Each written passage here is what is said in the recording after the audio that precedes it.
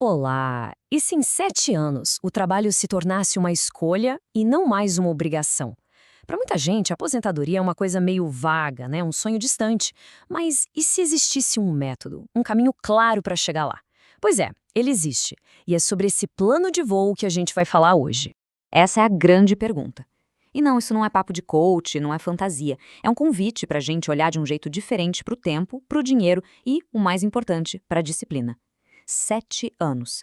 É um período de foco que pode de verdade mudar o jogo todo.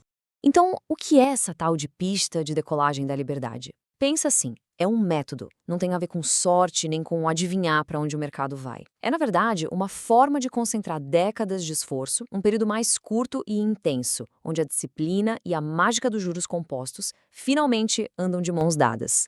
E essa jornada é bem clara, viu? Dividida em 3 fases. Primeiro, a fundação, que é onde a disciplina é construída. Depois, a aceleração, quando a mágica começa a aparecer de verdade. E, por fim, a transição, quando a liberdade já está ali, ó, no horizonte. Cada fase com seus desafios, claro, e suas recompensas.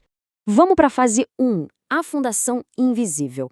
Olha, o começo é a parte que mais pega psicologicamente. São os chamados anos invisíveis, um verdadeiro teste de fogo para o comprometimento de quem investe, porque o progresso parece quase nulo. A tarefa aqui é bem simples, mas não se engane, não é fácil. A ideia é definir um valor mensal, algo que seja um pequeno desafio. Pode ser R$ 50, 200, 500. O segredo, veja bem, não está no valor, e sim na consistência. É investir todo santo mês, sem falhar. O ponto-chave é um só: não parar. E é interessante pensar nisso, né? É como se os juros compostos fossem uma entidade te testando. No começo, o resultado é tão pequeno que quase não se vê. Muita gente olha o saldo depois de um ano, se frustra e joga a toalha.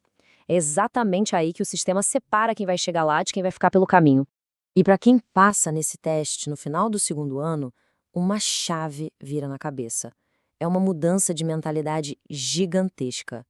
A pergunta deixa de ser: será que dá para investir? E vira: o que mais eu posso cortar para investir ainda mais?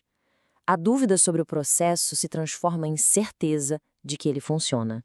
Aí a gente entra na fase 2, a curva acelera. É aqui que aquela bola de neve que foi empurrada com tanto esforço nos primeiros 2 anos, finalmente começa a ganhar tamanho e velocidade por conta própria. Agora a coisa fica boa. E nessa fase acontece um marco psicológico muito forte. Chega um ponto em que os rendimentos do portfólio em um único ano são maiores do que todo o dinheiro que foi investido naquele mesmo ano. É o momento em que, oficialmente, o dinheiro começa a trabalhar mais do que a pessoa que investe. E aí, ao olhar a conta pela primeira vez, aparece um número que chama a atenção. Talvez 10, 20 mil reais. Um valor palpável, sabe? E com ele, claro, vem a tentação. Essa é a grande armadilha da fase 2. A vontade de usar o dinheiro para trocar de carro, fazer uma viagem, é a famosa inflação de estilo de vida. E ela é, sem dúvida, o maior perigo para o plano decolar. Essa analogia do avião é simplesmente perfeita. O plano de liberdade financeira é como um avião ganhando velocidade na pista, sabe? Tá quase saindo do chão. Gastar o dinheiro acumulado nesse momento é como desligar os motores no meio do caminho. O resultado não é só parar. O risco é uma queda feia. Fase 3. A liberdade emerge. Quem resiste à tentação chega na fase final. E aqui, o portfólio não está mais só acelerando, ele já atingiu uma velocidade de cruzeiro, com uma força impressionante. O que acontece aqui é de cair o queixo. O crescimento em um único ano pode ser igual ao que se acumulou nos primeiros 3, 4 anos inteiros. E isso não tem nada de sorte. É a recompensa matemática pela disciplina lá do começo. É o efeito acumulado em sua forma mais pura e brutal. Durante essa fase, o objetivo fica muito nítido. Aquela ideia de ficar rico dá lugar a um número bem mais prático e pessoal: o número da liberdade. E o que é isso? É simplesmente o ponto em que os rendimentos dos investimentos já pagam as contas do ano. Simples assim.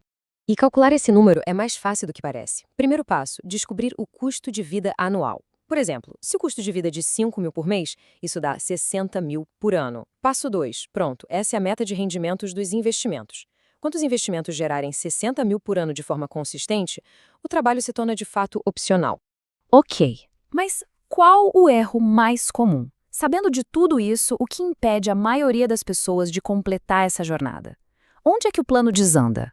O erro todo está na nossa percepção do tempo. Como essa tabela deixa bem claro. A gente tende a superestimar o que dá para fazer em um ano. Aí vem a frustração e a desistência.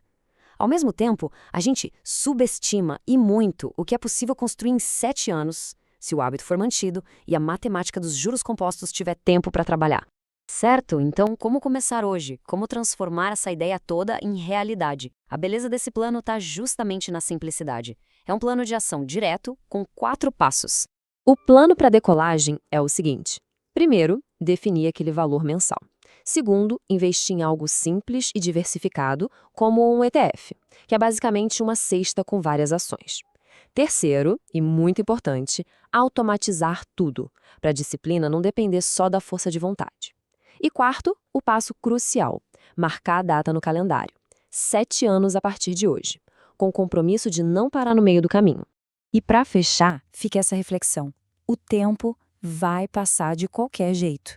A grande questão é, daqui a 7 anos, o sentimento vai ser de gratidão por ter começado ou de arrependimento por não ter começado? A escolha que define essa resposta é feita hoje.